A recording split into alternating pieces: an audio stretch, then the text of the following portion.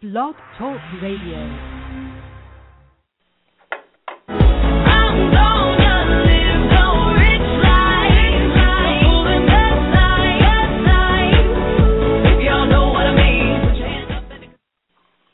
Welcome, everyone, to The Rich Life. I'm Samantha Hoffman, author of the Insanity Blog, A Contented Mind and its sequel, Chasing Nirvana, as well as the Dainty Delaney Children's Chapter Book Series. I am, as many of you already are familiar with my wonderful co-host, she is the author of The Return of Mikey, Facebook, the greatest passive-aggressive weapon ever, and you mean there's a law that says he has to be attracted to me? A psychic and a humorist explain metaphysics. Hello, Diane Bucci. Hello, Samantha.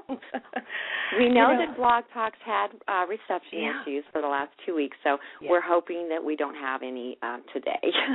So if one of us disappears, it's not your imagination, people. It's, or maybe it is. Depends what you're out there doing. But there's a good chance that we've been losing callers and things have been happening. So I'm sure they're getting it all sorted out. But I wanted to say we had a couple shows where we kind of launched right into it and without fully realizing that some people may still wonder who we are. And so that's why I wanted to make sure to give us the proper introduction, because we do have a little bit of, work behind us, and it's kind of brought us to the point that we are now, and I want to make sure that we say that here and there. I know what else I wanted to say. Look at my notes. People don't, they don't even know probably what we look like. And so, but a wonderful way to find out, if you are curious, and is to go right to YouTube, because we do have our own channel there. It can be seen by going to youtube.com/The Rich Life Radio Show.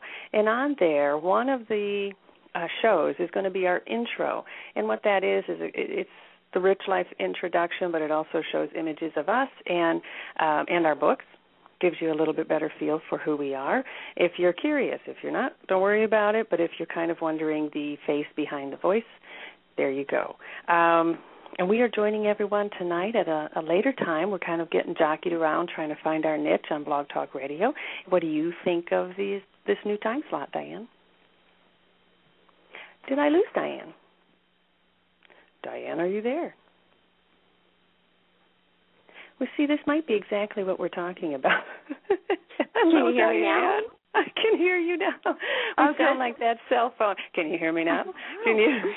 Yes, we're off to another technical problem start, because I got the loud static in my ear like I did last time. So I don't know. I guess they have not ironed out the issues yet. I guess we'll they just give it a go. Yeah, I think on my end, as I'm able to look at the studio, if I see that your microphone is no longer red, I need to punch you back in and get you back into the studio. But they sure are having issues with that. But what I asked was, what do you think of this new time slot, the later time slot?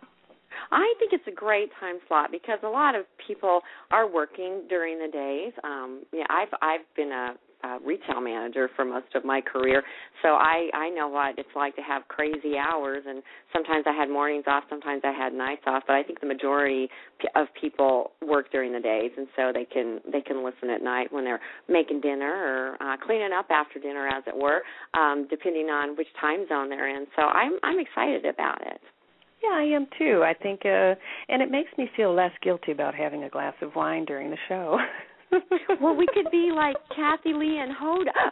Oh, yeah, Hoda. They drink wine at 5 a.m. I think we can, too. Yeah, definitely at this hour. If they do at 5 a.m., that's pretty funny. But I do have a glass of wine sitting next to me. I don't know if I'm going to be getting into it or not. But, I'm pretty excited about tonight's show because it's somebody who has an enormous amount of knowledge in the area that's near and dear to our hearts, and that's writing and publishing. We've walked that arduous trail of publishing, and it's not an easy one. And I think, here we go. See, we're losing Diane left and right. I'm just going to keep blathering on and then see when she comes back in. It notifies me, I guess, when she's gone. It's not an easy thing writing a book. It's even more difficult to get your book published. And to get it published in today's world, unless you are an indie writer, you form your own publishing company, you self-publish, you go on any one of those avenues, typically you're going to have to somehow land what I like to call the gatekeeper, and that would be the literary agent. They are the ones. The larger publishing houses do not want to deal with the writer. They want to deal with somebody who is very savvy when it comes to contracts and someone who understands how this works, where a writer doesn't. A writer comes in from a very different angle, using almost a different portion of their brain to write the book. It's like almost going to court and defending yourself, and you really wouldn't think to do that. And so the agent is almost like what your lawyer would be if you had to go to court. They're the ones that know the ins and outs, and you have to find a good one. You have to get one that champions your book and you as a writer, and it is one hard thing to get an agent, one that's good. What I mean by that is there's a lot of people that might want to sign you on, but are they really going to be out there? Do they really know the ins and outs? And that's something that troubles so many writers and can make so many writers give up on the whole process. Don't you think, Diane? Oh, I agree. It's one big exercise in frustration for most writers, because it really is. You know, we're all balls by the time.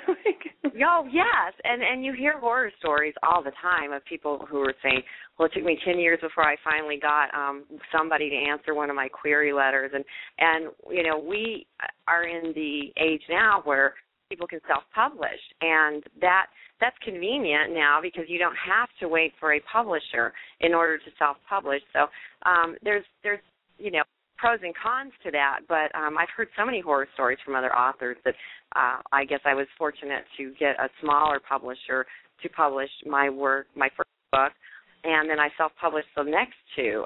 But it's you know, you stuff out there, you feel passionate about it, and it's just frustrating because you feel like there's a middleman kind of with the literary agent that goes between you and a larger publishing house, because the larger publishers will not accept submissions from authors. So you almost have to have a literary agent represent you if you want to get with a larger publishing house.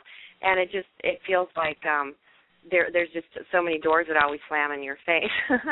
Or that's been my experience. How about you? Well, it is one of the things that will make you build that thick skin, and it's a make or break moment in a writing, for a career writer, because I swear that is going to determine, can I really do this?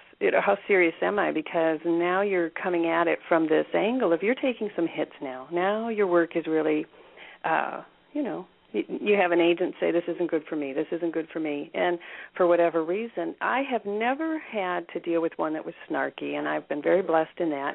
But I remember during some darker moments, where you close the laptop and you think you're just not cut out for this. Many writers are introspective, quiet people, and I don't know if I want to say emotional, but we surely tap into the full spectrum of emotions. So we can get our feelings hurt pretty easy sometimes. So it's a rough part of the whole game. And I remember Googling query letters, like, when people would, famous authors who, everybody knows about Stephen King. I can't even think of all of them. I should have actually looked at that before the show. And some of the rejection letters that they would get were horrific. It was amazing. And these are agents who passed on works that became classics or became full-blown movies and series and, wonderful. I remember hearing how Sylvester Stallone could not get anybody to back him in the Rocky movies, and he ended up funding so much of that on his own because he just couldn't get anybody to take him seriously. And that's where you have to make this decision. Well, do I give up or do I just keep pushing ahead? Because just because you get so many rejections doesn't mean your work isn't good. You really have to go over it. You have to make sure it is as perfect as you can make it. But from there, you will have so many people who maybe say no, and one that says yes, and that one that says yes might be the one that gets it right out there, and great things will come from it. And so you kind of have to ignore all of those rejections other than to kind of look over your work and keep yourself in check. Right. And, it's so disheartening now. You're right, because you continually get rejections.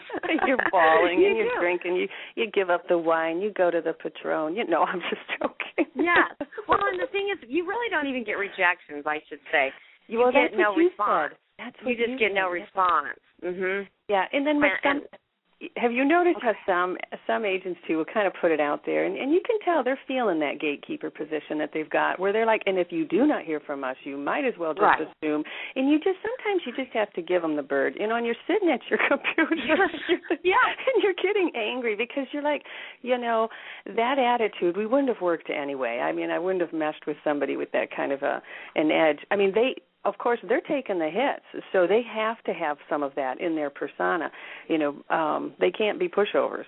But it's interesting how some of them kind of carry it a little too far, and then they get so full of themselves, and they look at writers as less than. And when really, no, the writer is their client. But it's such an unusual, twisted way of the client-agent relationship, because you almost have to... it's so hard to secure one. Right, it's so hard, and I understand.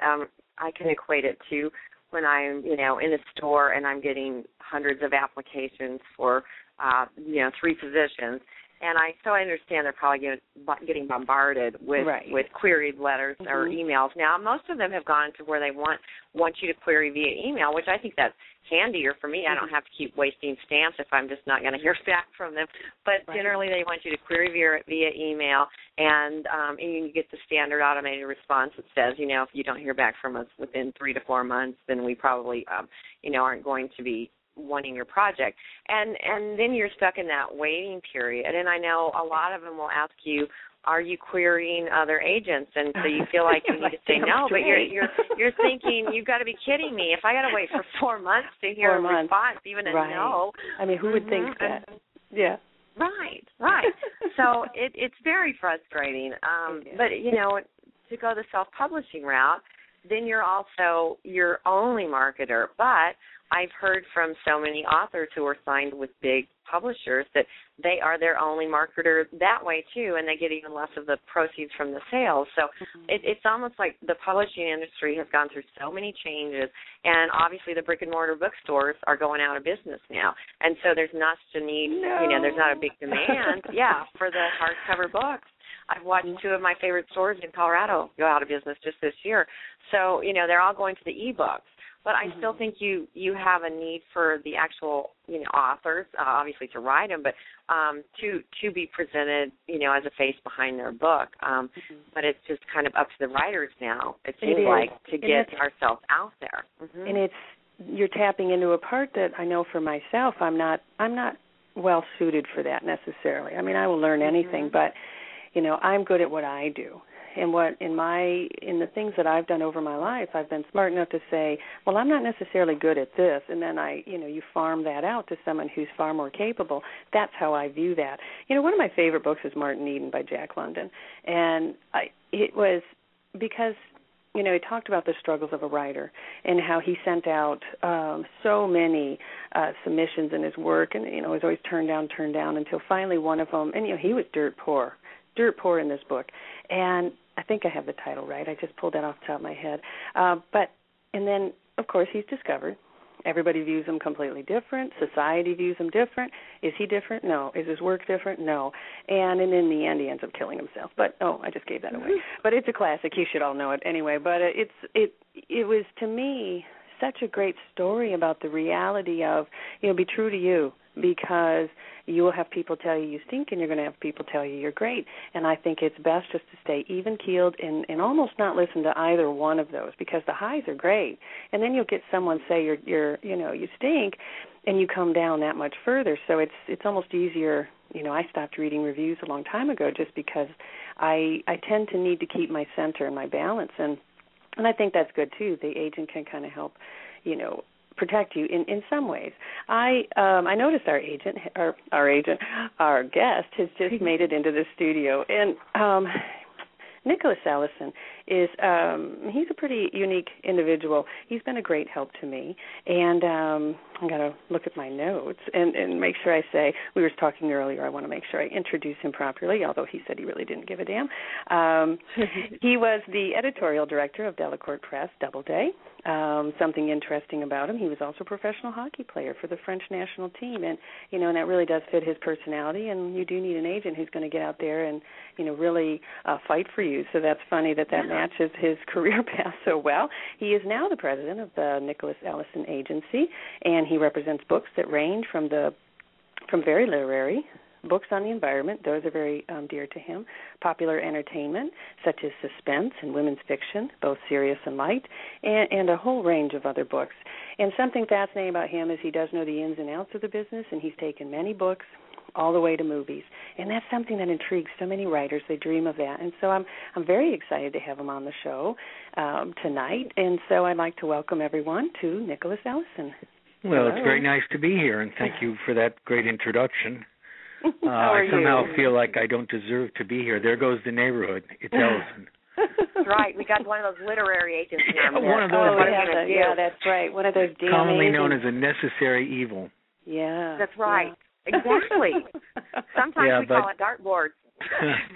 I don't know. I think we're in there fighting for things that aren't talked about very much, but I think it's an important role to, otherwise authors would get steamrollered, and lawyers aren't trained to do it, so it's a pretty meaningful career. It's a tough one, but it's a meaningful career. I would imagine it is, and probably nothing feels better than when you do have a client and they have work that you truly appreciate, and then it actually works out for them. You're able to see it. Oh, it's very exciting.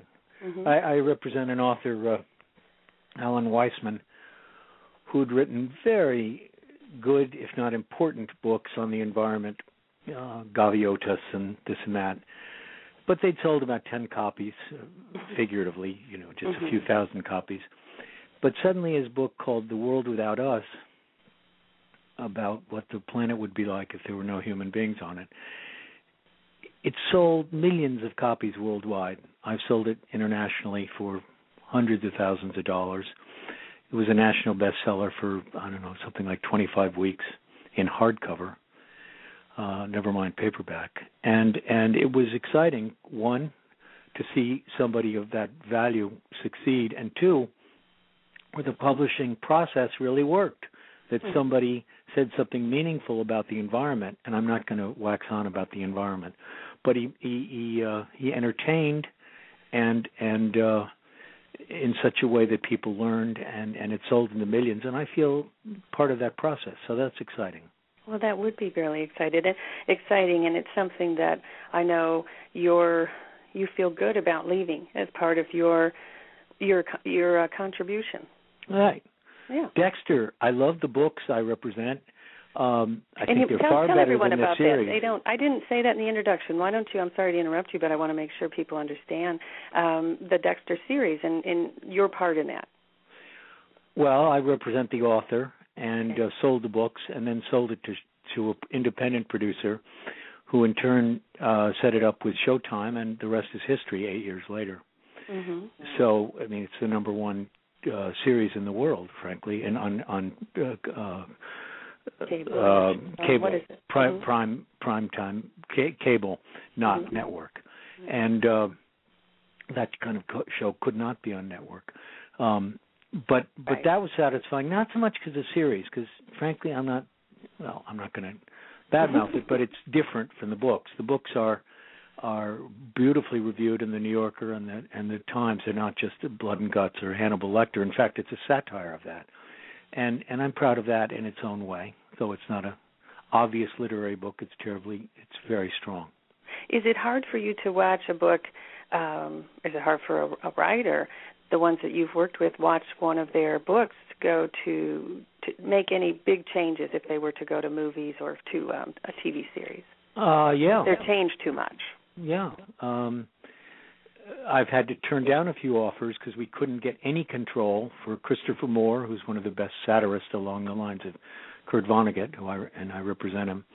And I can't, it's not appropriate or even ethical for me to badmouth a movie, but there are plenty of them that I think are huge disappointments. Curiously enough, I think some weak books, what was the Tom Clancy book? I don't think it was a particularly strong book, but the movie was quite good. About the submarine, and the name eludes me for the moment. That's okay. And then you've had like The General's Daughter. Yes. Mm-hmm. That was I think that was a fair.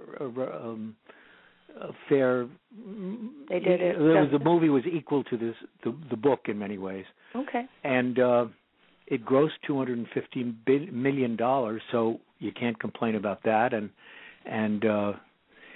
I don't know if I would have picked the same cast, but they did a creditable job for sure. Right. And when you say you sold it, kind of explain that, because to people who aren't in the business, they really don't know what you're talking about, Nick. They don't have a clue. What do you mean you sold it? What are you doing with it? What do you take this book and then what are you doing with it? I went to a friend of mine, because you're in the business. You're paid to know people. Okay. So I know people. And you meet them at lunches and dinners and business trips and here, there, and everywhere. And I went to a fellow named Mace Neufeld who made... he's made many movies. Invictus. He's won 2 Academy Awards. He's a well-known producer. And Mace, I said, Mace, you can take it to Paramount. I'll give it to you exclusively for them. Because I don't believe that you have. Very rarely do you go to a studio directly, or at least I don't, and set up a movie, because it can get lost so easily. 2 readings can kill a book there, or an overworked exec development person just doesn't get it. Mm-hmm. So it's important to have a known producer, or a producer you respect and who has some clout. And he took it to Paramount with my blessing, and they liked it. I did a deal with Paramount. But Mace was the producer of record, and he did a damn good job. Mm-hmm. Good music score that won an Oscar. I mean, I think that they won an Oscar, and that's the way I tend to do business. I didn't sell Dexter directly to Showtime. They don't. They're clueless very often. They need a producer to package it, or at least to get them excited. Mm-hmm. And I don't want to go directly to a studio, because once it's turned down, you can't go back again. You want to get the right producer, and that makes all the difference. Mm. And then what happens for the writer once it? I mean, how do they benefit once it becomes a movie? Well, it's my job to get money directly. You always have 100% of the rights with a publishing contract, or if you don't, you got the wrong agent. And let's say I would option, I can't give you the exact numbers for The General's Daughter, but let's say, for instance, he options for $500,000 or $1 million a book, but let's say it was an ordinary book of some sort, you optioned it for $25,000. Okay. And so that would go to you less my commission. Okay.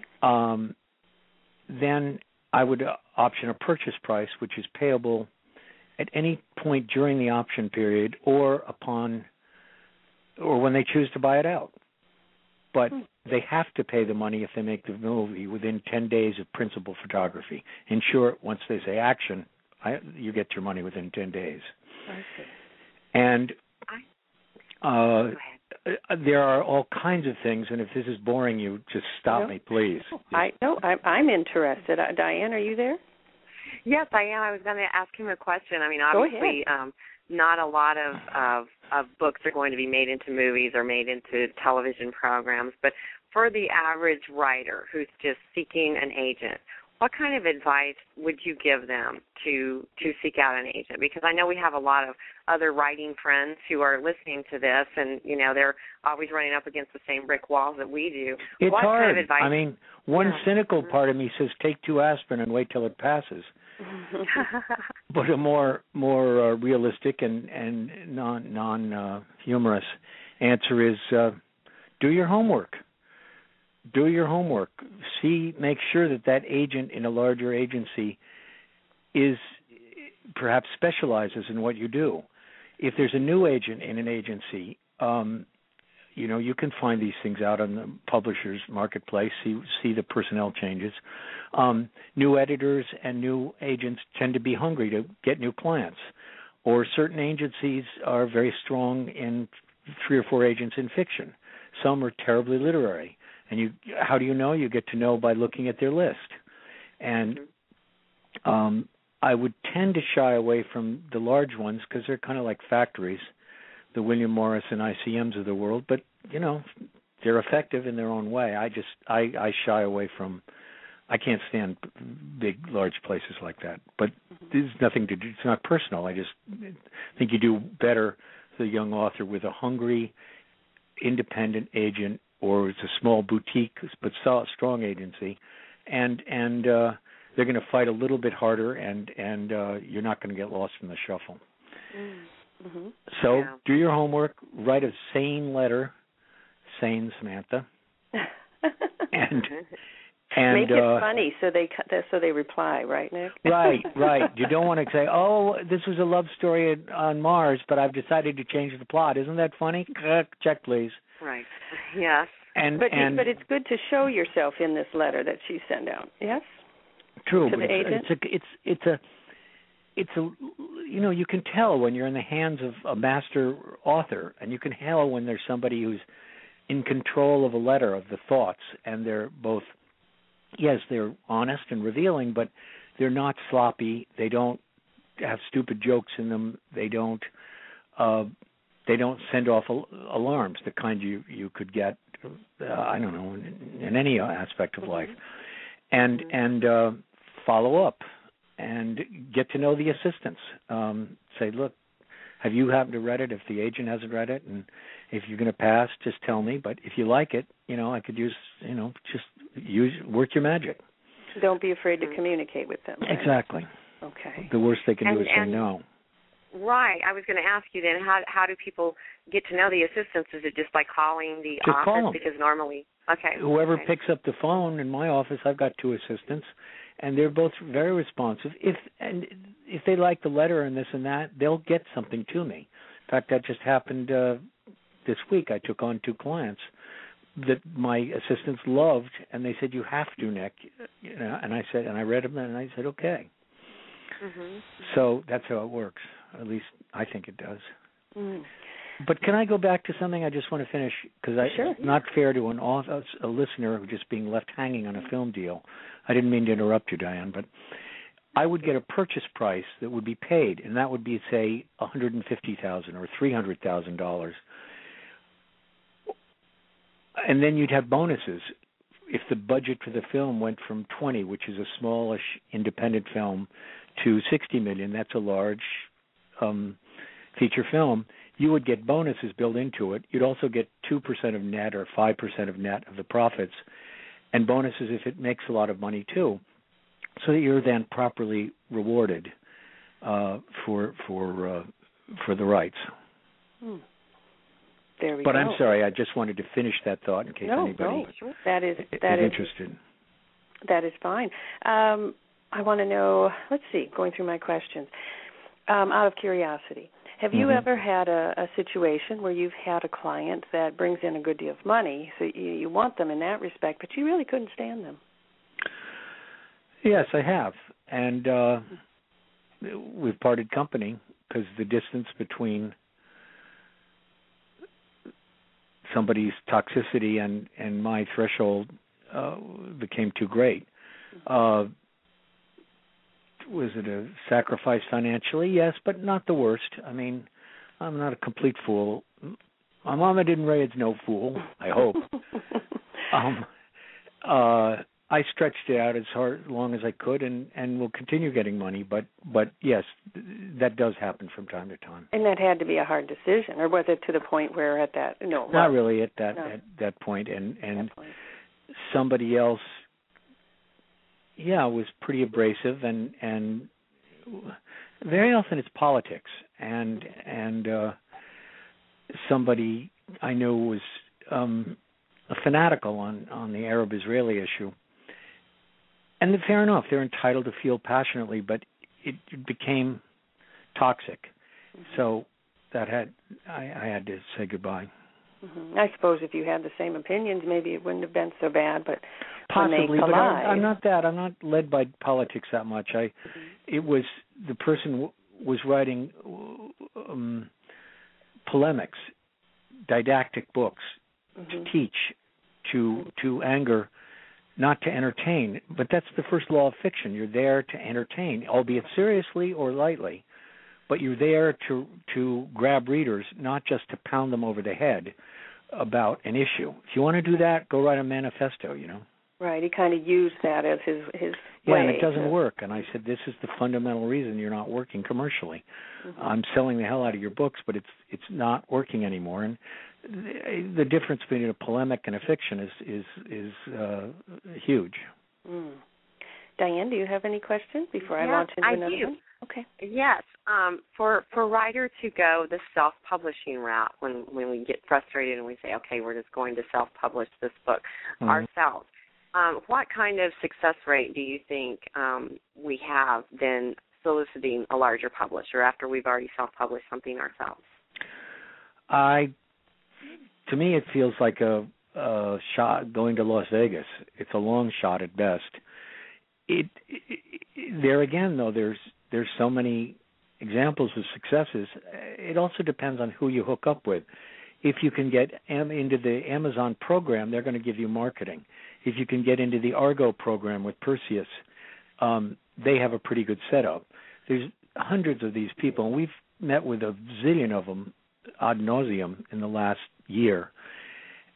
And some of them, you might as well be throwing your money away. The royalties are so slim, and how are you going to be known unless you proactively go after your market? And how can you go after your market unless you have a real pro, or you yourself are a pro, who knows how to use the 300 search engines out there that are meaningful? Mm-hmm. So it's a minefield out there, and it can be done. But I wouldn't dismiss, as you were talking about before I came on, I'd hesitate to dismiss publishing as a dinosaur. 75% of all the market is still books. There's a backlash. A lot of people are returning to want books and paper and hardcover. And I see some books are going. Clever authors have used them, and there's some success they've enjoyed as a jumping point for publishing backwards. And we have an agent who's done that with 3 young adult books. They came out as original ebooks, and then they sold to hardcover and paperback publishers. So that can help get your book advertised too. Yeah. And it doesn't surprise me that people there might be a trend coming where people go back to the paper book. There's something so nurturing about that, and that's good. And Diane and I were just talking the other day on a different show about how, people are starting to go back to wanting, out of men chivalry, more of the, returning to some of those things. And in a way, that's what came into my mind when you said that was, we kind of launch off in these other directions. We expand and discover new things, and we grab onto some of them and keep them, and then we come back to other things that truly fed our soul, and that's one thing I think paper books do. At least it does mine. So I hope it never. No, it's true, and there's some devices. I can't think of any of it. What were those things we used to walk around with before we had iPods? And Walkmans. They went the way of all flesh, right? Yeah, you didn't have a boombox on your shoulder.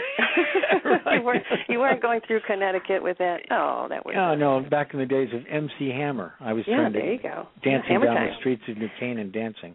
Yeah, that would have been a sight to see. Yeah, right. If you have a picture of that, please, just send it our way. We would like to see that. I asked this earlier. I'm curious, and you half answered, and I think I might have even cut you off. What is the hardest kind of book, or maybe it was when we talked earlier, hardest kind of book, genre, or book to sell?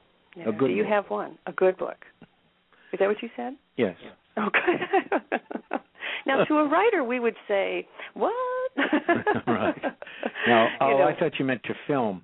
But to a publishing house, I'd say you're quite correct. I mean, these publishers, other than some gifted editors, really their only real value is the sales force and the marketing team. That's what distinguishes them from the rest, from anything else. Okay. And they tend to have a little too much power marketing in what gets bought, and consequently, too many people have a bee in their bonnet about genres, vampires. Yeah, that's what we're all wondering now, if we should write a vampire erotica. Diane, should we go in on it together? I think we could do it, Sam. I really do. After a few glasses of wine. No, please, ladies, don't do it. I'll pay you not to do it. I think I heard Nick say he'll represent us on that one. I think I heard that, and it's on tape. No, I won't, because it's over. The minute something appears, appears on the cover of Time magazine or 3 movies, it's already over. And the way World War II things were huge about 5 years ago, suddenly the market is surfeited with them, sated. And so the hardest book is a non-genre title because, yes, everybody tends to jump on board. It could be The Nanny after The Nanny Diaries, or it could be horror, or it could any number of genres. The list is endless. Chick lit. How long have we heard that word, chick lit? Mm-hmm. And there's so many shoe shopping books, and now there's a new genre called hen lit, right? And the list goes on. And I'd say the hardest one to sell is a book that's a little bit right on the cutting edge or ahead of it, but it isn't part of the marketing dialogue yet, the larger conversation about how to market. And yet those are sometimes the biggest books because they're the first kid on the block, right, like The World Without Us, or for that matter, Dexter. Okay. Or Chris Moore. He sells better than Kurt Vonnegut now. And he was doing satire, again, like that sort of Rabelaisian stuff like Jonathan Swift in Days of Yore. And he's that good. And he was ahead of the game.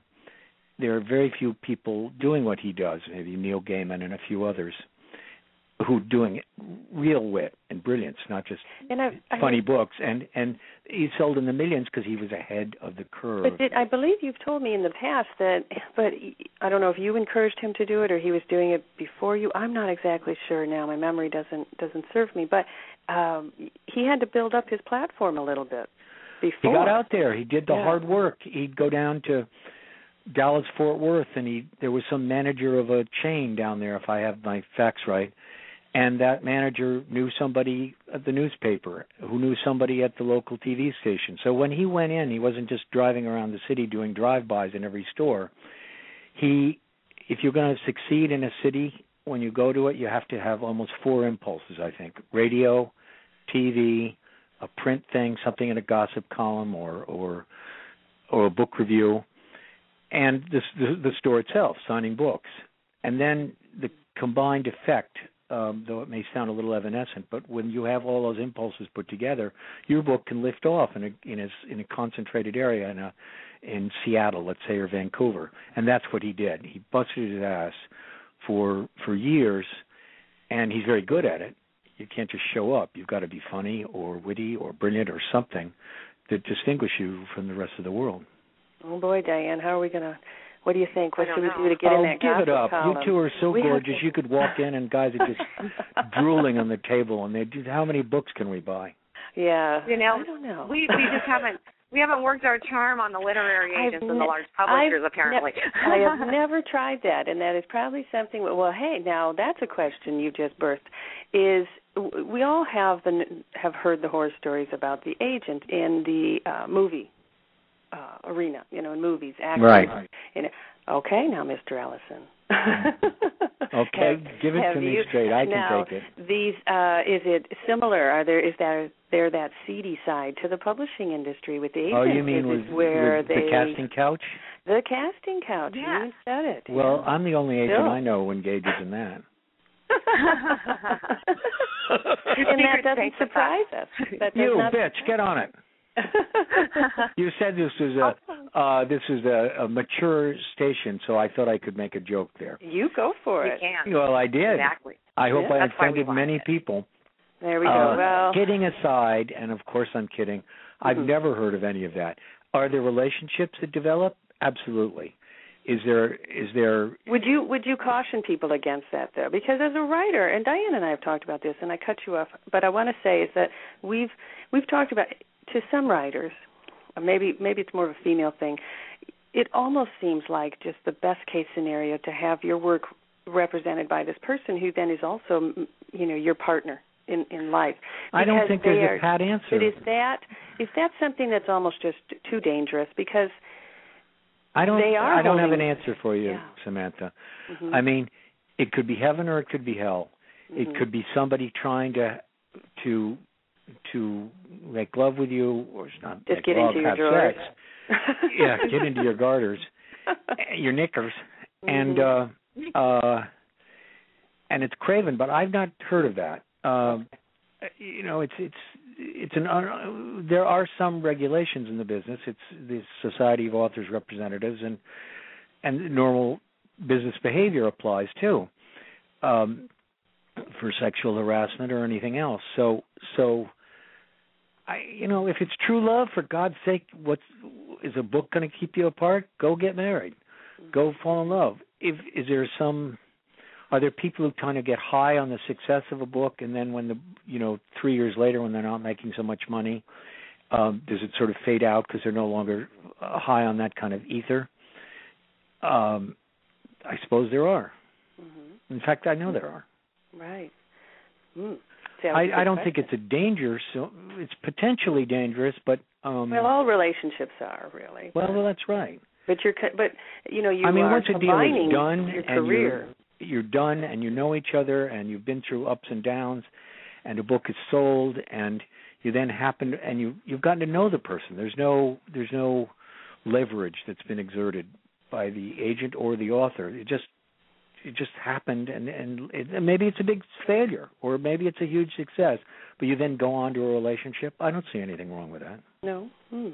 Diane? It's like any other. I think that'd be like any other relationship in the workplace. When you work and you sleep, at the same place, it's difficult. It has its challenges, but I'm sure it has its upside too. So right. I guess it would. Yeah. But well, if we're talking about sex, nobody wants to have sex anymore, do they? Haven't we grown out of that at least? I think we have a whole show built around it, don't we, Diane? Yes, we do.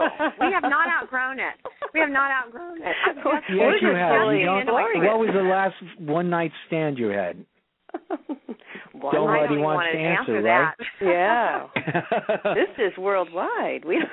Okay, well, get over it, world. I've had my point is that you go into something with the hopes that it'll work out, and right. if you become intimate, I would think you'd expect nothing less than that, and if you don't, you deserve what you get. Diane, what have you got for questions over there? Are we running through your list? I have a couple more, but why don't you go ahead? I know I have a bunch of them, but I'm gonna ask a personal one for me. I write like humorous self-help books is really, I don't even know how else to call them. No, it feels like good. that. Yeah, it feels like that particular genre is getting much more saturated than it used to be. Yes, it is, and it's hard as hell to sell. The humor books, for a while, they were hot as a pistol, speaking of genres, but the market is saturated. I mean, I represented a pretty damn good book. I think it was a terrific idea. It was called Self-Loathing, A Beginner's Guide. Yes, I thought it was funny as hell, but it was hard as hell to sell. And had the timing been different, it could have sold in the hundreds of thousands. But it just there were too many funny books. It could barely get in bookstores. We ended up at Urban Anthropology and all of those sort of stores. Well, gotcha. And then this is my other question. When you sold the book to a publisher and they say, okay, we want to get this book into Barnes & Noble, let's say, what does Barnes & Noble do? I mean, do they order a certain amount if they want the book in there, or how does that whole process work of getting, the publisher getting that book? Well, there was a day when the publishers would have their sales conference, and each editor would stand up and present his or her books to the entire marketing and sales force. And the sales force would be flown in from around the country. And then there'd be regional ones in New England, Southwest, Northeast, so forth and so on. And that's still the case. But now, because publishing's changed so much and the chains have become so important, somebody from Hudson News, that's a big outlet for hard and soft, mainly trade paperback. They're in every airline terminal in every city in the country. Yep. They might come to the sales conference of every single major publisher. Same with Barnes & Noble. And they might say, we don't like the jacket. And they have a alarming amount of control, or power, I wouldn't say control, because you don't have to listen to them. But if you don't follow what they suggest, you run the risk of not getting a significant buy of 15 or 20 or 50,000 copies. You end up selling, very many fewer books. I mean, you can't have a big book in this country unless you have at least 5 books in each store, 5 to 10, and that's minimal.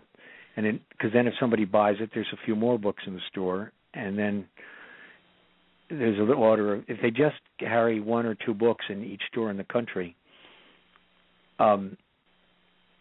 or let's say every 5th bookstore in the country has 1 or 2 copies, you don't have a prayer.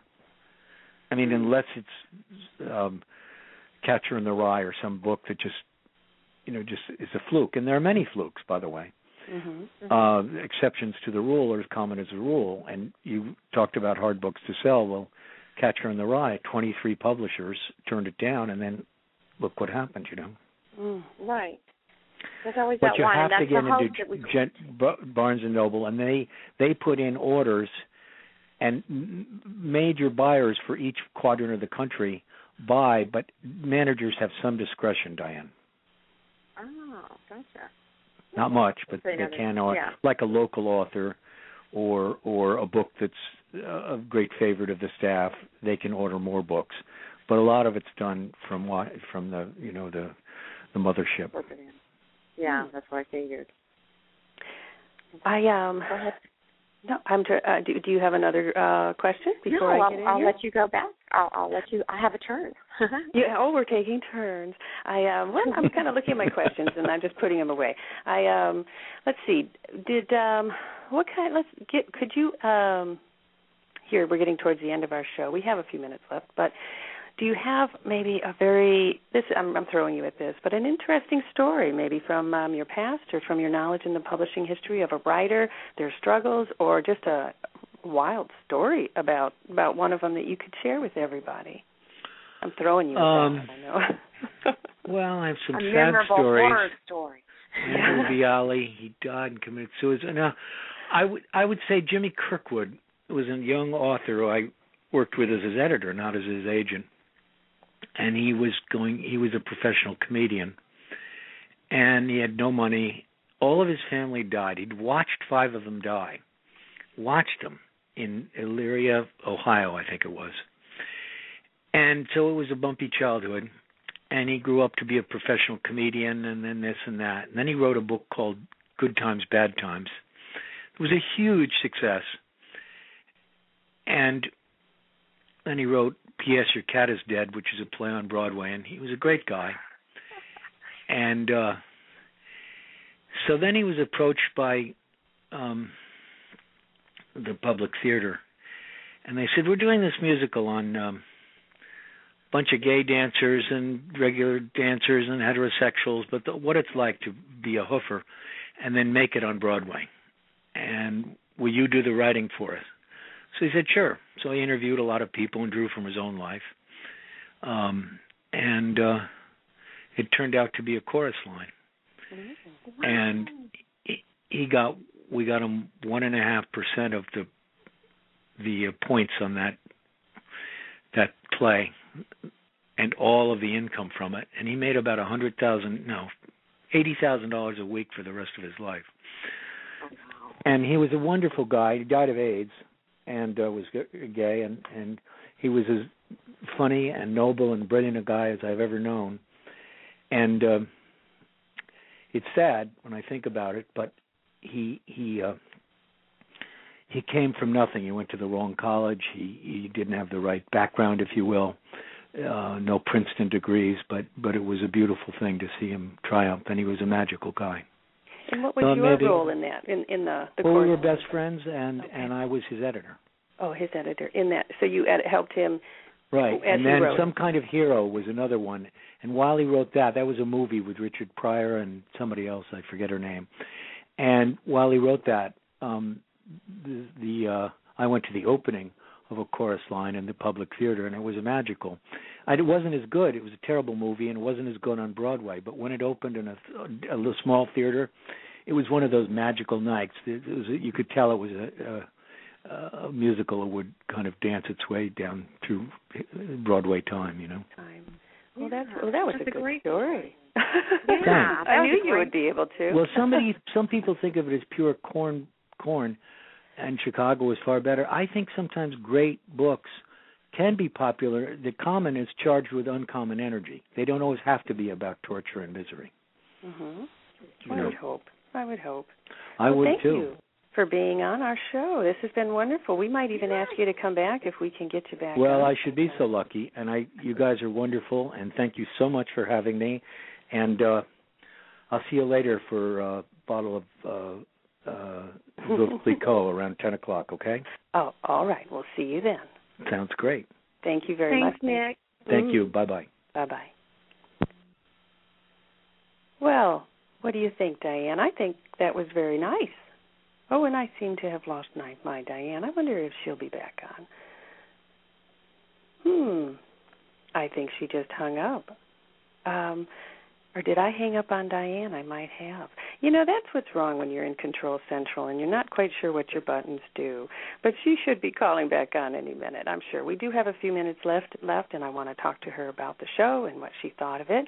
And she's probably frantically pushing the buttons right now. I have learned enough to know that I am the one recording right now.